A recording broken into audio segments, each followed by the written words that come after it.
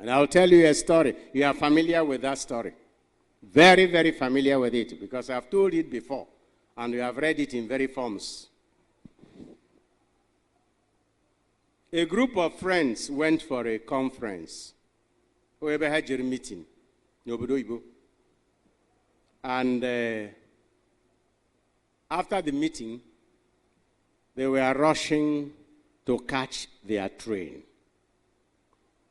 Train, abugodoma train na age kwegite je wugite nekabai. Abugodoro ndu pu kwancha ko kwanchum abugenyom. Now some of these trains na the length hena hageshte aberu onugwoye mi hoja ga have frum no gamar. And sometimes they leave only twice in a day. So these people were rushing to catch their train. And in their race with their ties and their briefcases, they just came to the train station when the door was about to be closed, and they jumped into the train. But in the process, there was a little child who had what he was selling near the train station. As they were rushing, one of them knocked down the tray of this child, and he love in that tray scattered everywhere, and some of them were mashed upon as they were rushing for their train.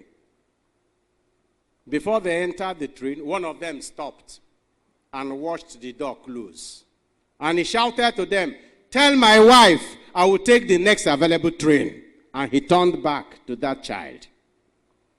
Because no matter what happened to the tray, and he hove Nime to know what happened to the content. And he saw all the apples she was selling, a little girl, all of that scattered on the ground, and some of them destroyed. He bent down and picked them up and packed them well in the tray.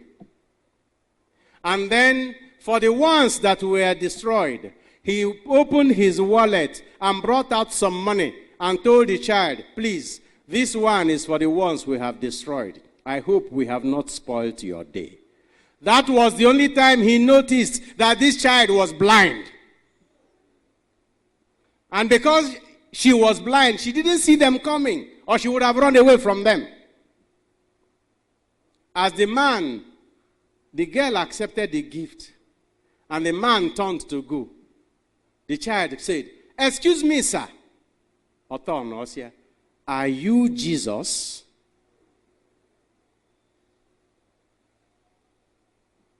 Because the child had heard the type of things Jesus could do. And as far as she was concerned, it was Jesus who visited her that day. Well, you'll be a lucky Catholic today if you do something in your life today or in future that will make somebody say, "Jesus has visited me today." And if a person would say, "Are you Jesus?" Well, Jesus is in you.